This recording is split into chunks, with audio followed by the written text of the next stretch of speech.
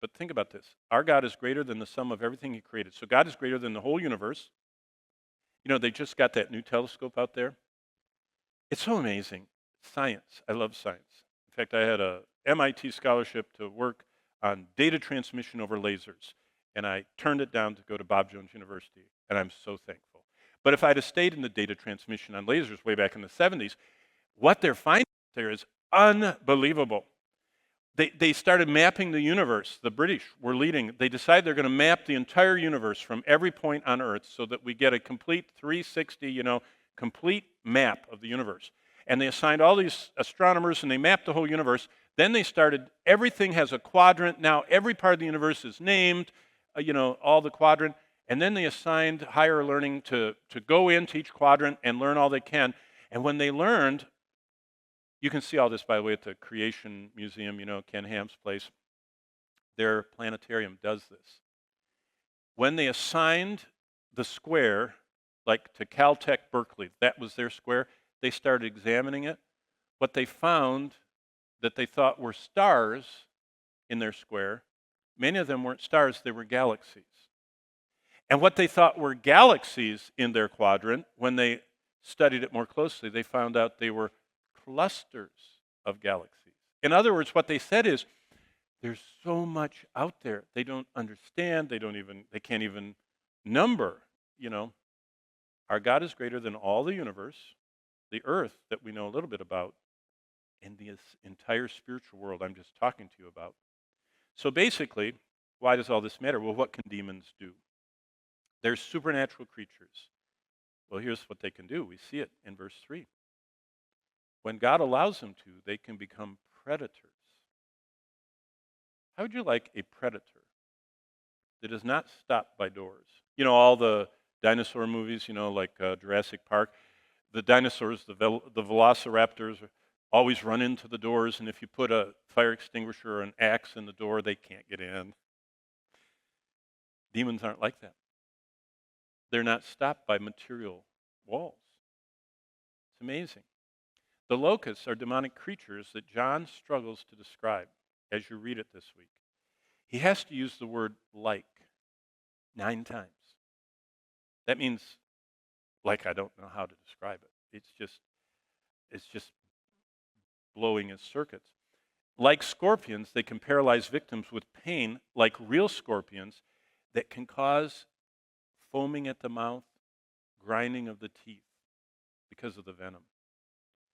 Like those real locusts on earth that have a 5-month lifespan from May to September, God limits this judgment to only 5 months. Now notice, no one dies from these predators. For 5 months, you just can't get away from the wrath of God, that you feel like this horrible sting. But then the real destroyer is unleashed. That's the preview of hell. That's why we have chapter 9. Chapter 9 is God giving humanity a preview of hell while the 144,000 are out trying to lead everybody to the Lord just before the 2 witnesses come and the gospel angel. God is not willing that any should perish. He says, I want to get your attention. What was I supposed to announce? I forgot. What's your name? Carson, my friend, just reminded me. I saw you, that little smile you gave me. That the study guide says you have to pick 10 chapters from between 6 to 22. That's a mistake. For years, I only taught Revelation 6 to 22, and Dr. Davis taught 1 to 5.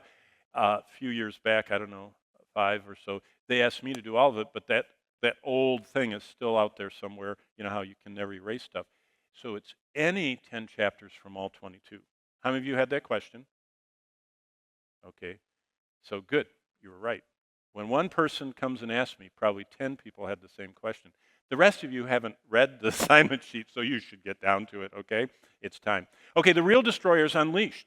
Here we meet the most powerful demon under Satan. He's called Apollyon. He's called Abaddon. Apollyon is the Greek. Abaddon is the Hebrew. Both translate destroyer. That's what it is in English. There's nowhere to go. There's no escape. There's no secure room to hide from creatures that transcend physical barriers. This is the main reason why the tribulation is so bad. You can't get away from God. Now, you can't get away from him anyway, but most people don't care. They don't think about him, and they put him out of their mind. So God says, you're going to put me out of your mind? I will get your attention. I'm going to send these things that can go through walls and into your safe room. You know, during the Ukrainian war, it says all the oligarchs, the billionaire Russians are all going to their safe rooms and their bomb shelters and everything because they want to be safe. You can't hide when God lets these demons out. Think of all those bound demons in the pit being turned loose in addition to the ones that are already running all over the earth. And as if these hordes are not bad enough, out of the smoke from the pit, look at verse 11. I mean, you talk about this would make a great movie, you know. After everything going on, and then, verse 11, they had a king over them, the angel of the bottomless pit, whose name in Hebrew is Abaddon, but in Greek he has the name of Apollyon. And you see him coming up as all these locust things are going, and all of a sudden, the destroyer shows up. Amazing. Well, let's think about him. He's not just here. He's in Exodus 12. Did you know that? Do you know what he did on one night? Have you ever thought about what the Passover event was? God let this angel out for one night, very limited what he could do. What did he do? He went over the nation of Egypt, and with no special forces, night goggles, no field kit DNA sample things, he finds the firstborn of every family of humans and the firstborn of every family animal, the cattle in the stalls. He's able to cover, one angel covers the entire nation of Egypt in one night, finding the firstborn male child in every family. And in their bed, they die. No one else does. In fact, the Bible says they didn't know until a while went by when people started weeping when they found their baby dead. Then it woke everybody else up, but it seemed to have been a silent death. And then he got out into everybody's barn and killed the firstborn of their cattle. In one night, one angel knew where they all were in the dark, could find the right one in their bed, could find the right one in the stall. Wow. You see why God keeps him penned up? What if God hadn't put any limits on him? He's in 2 Samuel 24, kills during that judgment on David's pride. 1 Corinthians 10:10, I'll read you that one. 1 Corinthians 10:10. It says, nor complain when some of them also complained and were destroyed by the destroyer. That happened in Numbers 14. Isn't that amazing? This angel, and he shows up here. The angel's name is Destroyer, Hebrew Abaddon, Greek Apollyon.